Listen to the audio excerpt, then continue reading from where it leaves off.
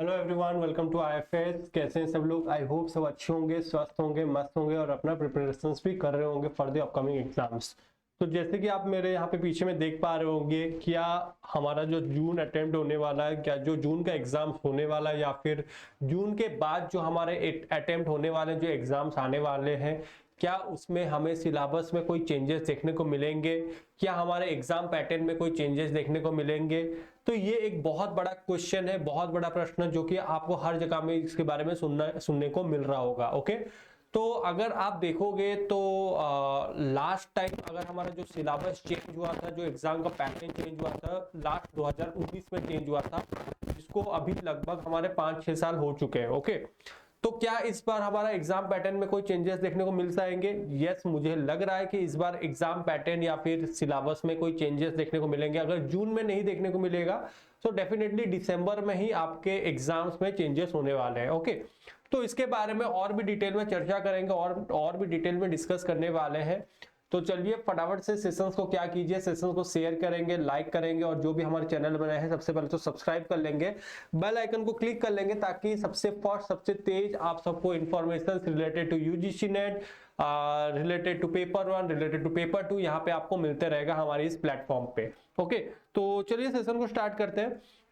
तो सबसे पहले देखिए अभी का पैटर्न क्या है हमारा, तो बहुत सारे स्टूडेंट्स को पता ही होगा। अगर हम पैटर्न का बात करें तो टोटल हमारे 150 क्वेश्चंस होते हैं, 150 क्वेश्चंस होते हैं और उसके साथ साथ नो नेगेटिव मार्किंग, यहाँ पे हमारा कोई नेगेटिव मार्किंग नहीं होता है, नो नेगेटिव मार्किंग होता है। ओके, और 3 आवर्स का एग्जाम होता है, टोटल 3 आवर्स का एग्जाम होता है। 2 पेपर होते हैं, पेपर 1 प्लस पेपर 2 का पेपर होता है। 3 आवर्स का एग्जाम, 150 क्वेश्चंस के एग्जाम आपको देने होते हैं यहाँ पे। ओके, तो टोटल यहाँ पे पेपर 1 में टोटल आपके 10 यूनिट्स होते हैं, 10 यूनिट्स होते हैं और आपके पेपर 2 में टोटल कितने यूनिट्स होते हैं? 10 यूनिट्स होते हैं। तो टोटल हमें यहाँ पे 20 यूनिट्स को पढ़ने होते हैं। कितने यूनिट्स को पढ़ने होते हैं? 20 यूनिट्स को पढ़ने होते हैं। तो लास्ट टाइम देखिए, जैसे अगर हम देखेंगे, इंडियन लॉजिक का कंसेप्ट आपके पेपर में था नहीं। पेपर 1 में एक इंडियन लॉजिक अभी पूछे जाते हैं, पहले 2019 से पहले पूछे नहीं जाते थे, बट अभी इंडियन लॉजिक से 5-6 क्वेश्चन पूछ रहे हैं। ओके, तो हम ये एक्सपेक्ट कर सकते हैं कि आपका जो सिलेबस को मॉडिफाई करेंगे, मॉडिफाई करने के बाद यहाँ पे कुछ न्यू कंटेंट को ऐड करेंगे या फिर न्यू टॉपिक्स को ऐड करेंगे। ऐसे तो न्यू कंटेंट तो आजकल तो जो क्वेश्चंस आपको पूछे जा रहे हैं, आउट ऑफ बॉक्स क्वेश्चन पूछे जा रहे हैं, कहीं से कुछ भी क्वेश्चंस पूछ ले रहे हैं। ओके, तो न्यू कंटेंट्स को ऐड ऑन किया जा सकता है। उसके साथ साथ और क्या आ सकता है, और मुझे लगता है कि नेगेटिव मार्किंग आ सकता है। ओके, नेगेटिव मार्किंग भी इंट्रोड्यूस कर सकते हैं, इनका कुछ भरोसा नहीं है क्योंकि कॉम्पिटिटिवनेस लेवल इतना बढ़ रहा है। अब तो जैसे कि आप सबको पता है कि अभी पीएचडी करने के लिए इधर आपको जहां से भी पीएचडी करना है तो उसके लिए आपको यूजीसी नेट का एग्जाम देना पड़ेगा, राइट? तो उसको देखते हुए भी यहाँ पे वो नेगेटिव मार्किंग ऐड ऑन कर सकते हैं, क्योंकि कॉम्पिटिटिवनेस लेवल और हाई होने जा रहा है और सारे स्टूडेंट्स ज्वाइन करेंगे इस एग्जाम को देने के लिए। तो वो भी एक इश्यू हो सकता है यहाँ पे। ओके, भगवान ना करे हो जाए, बट डेफिनेटली जैसे देखने को हालात देखने को मिल रहा है, कुछ भी हो सकता है। ओके, अब यहाँ पे और क्या हो सकता है, और यहाँ पे आपका न्यू सिलेबस में एड ऑन हो सकता है और टाइम ड्यूरेशंस को भी आइदर वो चेंज कर सकते हैं, आइदर बढ़ा सकते हैं या फिर कम कर सकते हैं। और उसके साथ साथ अभी तो देख रहे हो जो क्वेश्चंस का डिफिकल्टी लेवल है, वो क्या कर रहे हैं? कंसेप्चुअल बेस्ड क्वेश्चंस पूछ रहे हैं।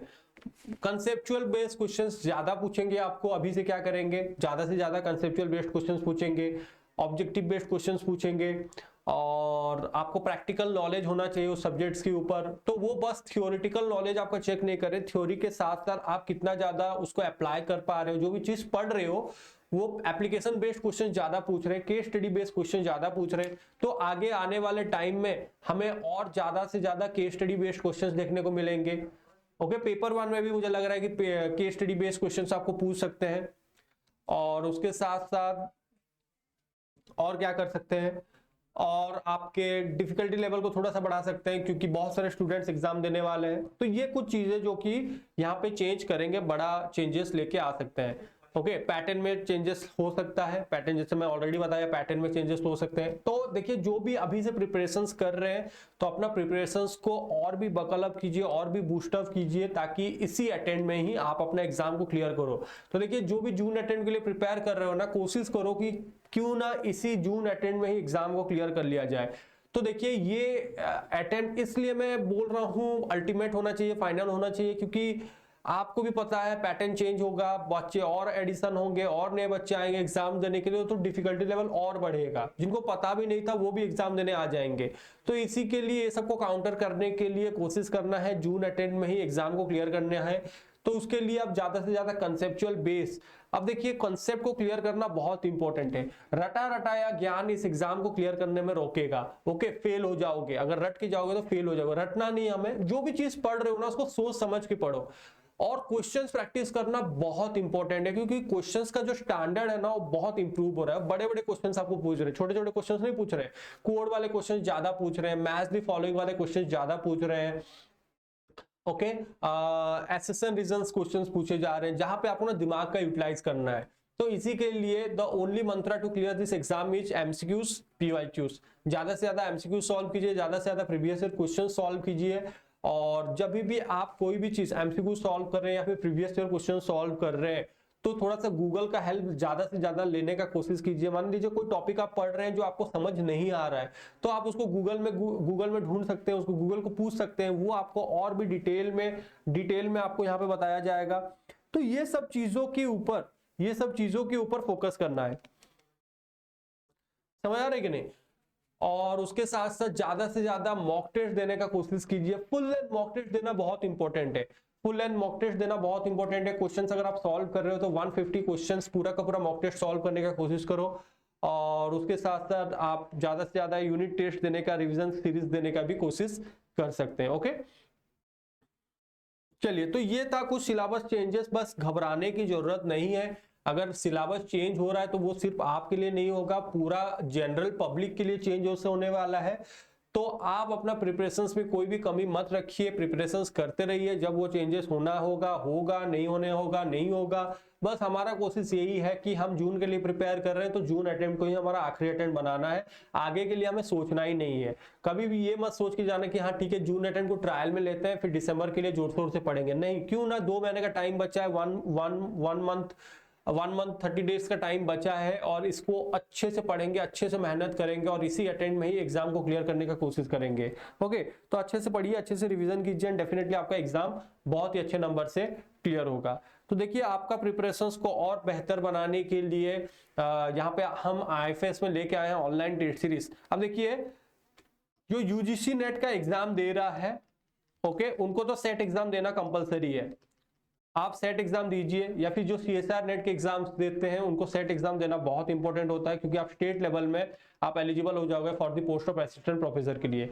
अब जैसे आपका HP सेट और AP सेट का रिक्रूटमेंट निकला है, अब HP सेट और AP सेट का रिक्रूटमेंट निकला है, ओके, वैकेंसीज आउट हुआ है, HP सेट एग्जाम्स होने वाले हैं। तो यहाँ पे देखिए पेपर 1 है, मैनेजमेंट है, commerce, geography, English, computer science, economics. अब ये सारे के सारे सब्जेक्ट्स यहाँ पे कवर करवाए जा रहे हैं। तो अगर आपको टेट सीरीज लगाना है तो आप एट जस्ट ₹99 में आप टेट सीरीज लगा सकते हैं। उसके साथ साथ अगर आपके सब्जेक्ट इनमें से नहीं है तो सिर्फ और सिर्फ आप पेपर 1 के टेट सीरीज भी दे सकते हैं जस्ट ₹99 में। कितने में? 99 रुपीज में आप पूरा का पूरा मॉक टेस्ट दे सकते हैं। इससे सस्ता सुंदर आपको और कहीं नहीं मिलेगा। उसके साथ साथ आज से मेरा एक फ्री प्राइम क्लासेस चालू हो रहा है। ओके, तो आज आप मेरे साथ जुड़ सकते हो, 15 अप्रैल से जुड़ सकते हो यहाँ पे। तो आज हम पढ़ने वाले हैं टीचिंग एप्टीट्यूड। आज हम टीचिंग एप्टीट्यूड देखने वाले हैं। तो टीचिंग एप्टीट्यूड के लिए आप मेरे साथ शाम को कितने बजे जुड़ सकते हो? 7 PM को जुड़ सकते हो, जहां पे हम पूरा का पूरा टीचिंग एप्टीट्यूड को कवर करेंगे। तो फ्री में पढ़े पेपर 1 के 10 यूनिट कंप्लीट। एक्सक्लूसिव कहां पे आपको देखने को मिलेगा? आपको ये देखने को मिलेगा प्राइम क्लासेस में। तो अगर आपने अभी तक रजिस्ट्रेशन नहीं किया है तो आप क्या कर सकते हैं, ifsonline.com में जाके आप क्या कर सकते हो, रजिस्ट्रेशन अपने आप को कर सकते हो वहां पे। ओके, तो अगर आपको और क्या क्या मिल जाएगा IFS के ऐप में डेमो वीडियोस मिल जाएंगे, एग्जाम्स के बारे में complete information, syllabus, previous year questions, cut off, paper analysis आपको यहाँ पे IFS के ऐप में मिल जाएगा। उसके साथ साथ ये हमारे कुछ टॉपर्स हैं जिन्होंने आईएफएस के साथ मिलकर इस एग्जाम को क्लियर किया है, तो डेफिनेटली आप भी हमारे साथ जुड़ सकते हो और इस एग्जाम को क्लियर कर सकते हो। तो इसके साथ साथ ये कुछ सेट के टॉपर्स हैं जिन्होंने आईएफएस के साथ जुड़ के इस एग्जाम को क्वालिफाई किया है। ओके, चलिए तो आज के सेशन हम यहीं पे वाइंड अप करेंगे। उससे पहले अगर आपने आईएफएस के मोबाइल ऐप को डाउनलोड नहीं किया है तो गूगल प्ले स्टोर से जाके आईएफएस के मोबाइल ऐप को डाउनलोड करके जो फ्री के मॉक टेस्ट है, फ्री के क्वेश्चन है, वो सारे के सारे चीजों को आप सॉल्व कर सकते हैं। ओके, चलिए तो आज का सेशन हम यहीं पे वाइंड अप करते हैं। Thank you very much everyone for joining with me. इसी तरीके से पढ़ते रहिए, मेहनत करते रहिए, मोटिवेटेड रहिए, फोकस रहिए एंड डेफिनेटली मेहनत करोगे तो डेफिनेटली जून अटेम्प्ट आपका बहुत ही अच्छे नंबर से क्लियर होने वाला है। ओके, तो thank you very much and happy learning.